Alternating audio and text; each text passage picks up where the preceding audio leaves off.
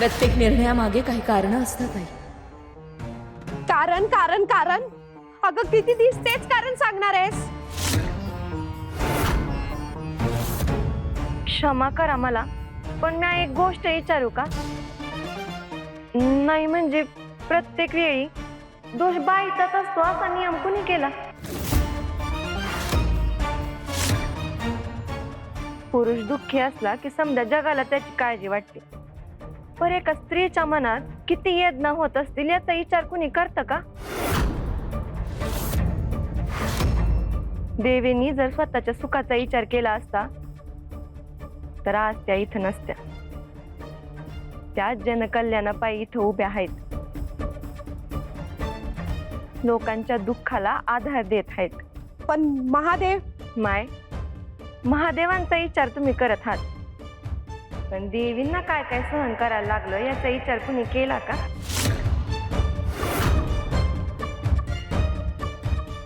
नातं टिकवण्यासाठी दोघांची गरज असते, तर बोट बाईकडेच का दाखवलं जातं? या बाईचे विचार, बोलण्याची पद्धत कुठंतरी ऐकल्यासारखी वाटते.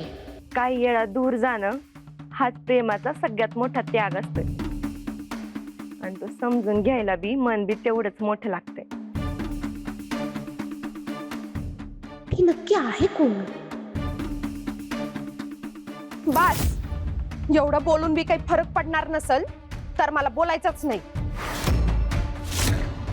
एखादी वेळी दगडाला बी पाजर फुटल, पण तू तुझा हट्ट काही सोडणार नाहीस. मला या वादात पडायचंच नाहीये. आई, आई, सगळ्या विश्वाचं मन बदलण्याचं सामर्थ्य माझ्यात असेल कदाचित, पण तुझं मन, तुझा गैरसमज मी कधी बदलू शकेल का? तुळजा, तू निवडलेला हा मार्ग सोपा नाही. पुढे काय घडणार आहे हे आज कुणालाच माहीत नाही. पण एक लक्षात ठेव, कितीही कठीण वेळ आली तरी तू एकटी नसशील. आता मी आले आहे.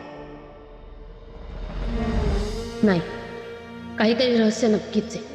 ही स्त्री नेमकी कोण आहे हे शोधून काढल्याशिवाय मी तरी काही शांत बसणार नाही. पण कोण असेल ही?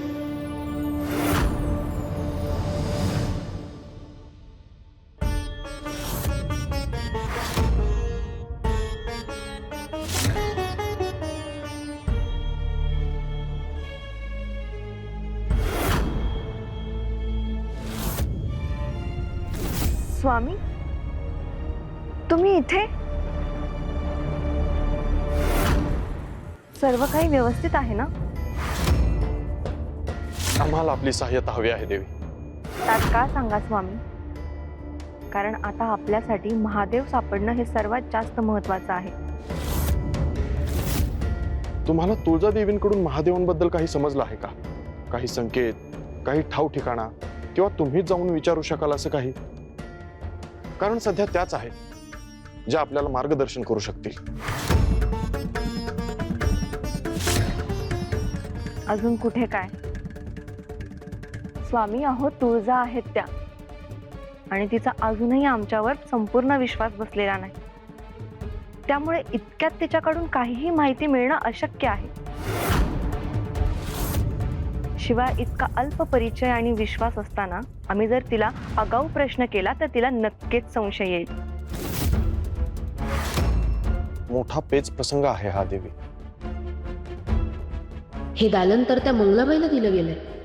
वाड्यात आलेली ती बाई एकटी आहे. वाड्यात कुणी पुरुष सुद्धा नाहीये. मग ही कोणाशी बोलते? काहीतरी गडबड नक्कीच आहे. मलाच पाहावं लागेल.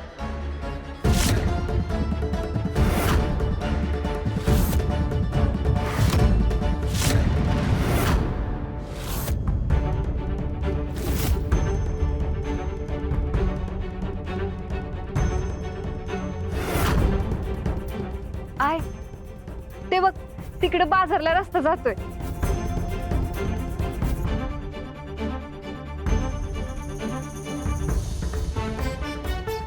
आय, हे बघ तिकडं पार आहे, सगळी लोक तिकडे जमतात.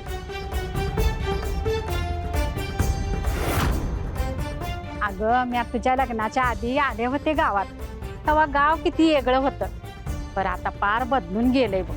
गावच्या जमीनदारानं लय कामं केलेत, गावात नवीन वाटा केलेत, बाजार उभा केलाय, विहिरी बांधलेत, गावाचा पुरता काय पलट केलाय. छान केलंय म्हणायचं. असं वाटतच नाही की मी त्याच गावात आली आहे, जणू मी दुसऱ्याच गावात पाऊल ठेवलं आहे.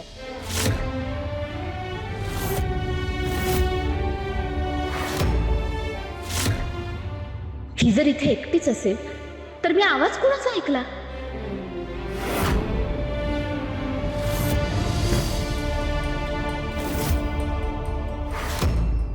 कोण होतं इथे आता? आणि तू हे काय बोलत होतीस?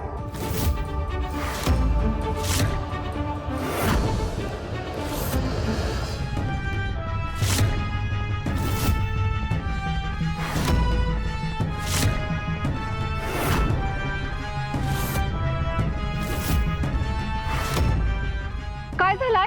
कुणाच ठाव, पण मला वाटलं कुणीतरी बघतंय आपल्याकडे, कुणाची तरी नजर आहे आपल्यावर.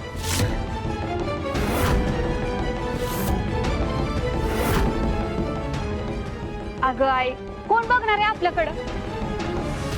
नवी जागा, नवं वातावरण, त्यामुळे तुला वाटलं असेल तसं. चल आता, अजून लय गाव दाखवायचंय तुला.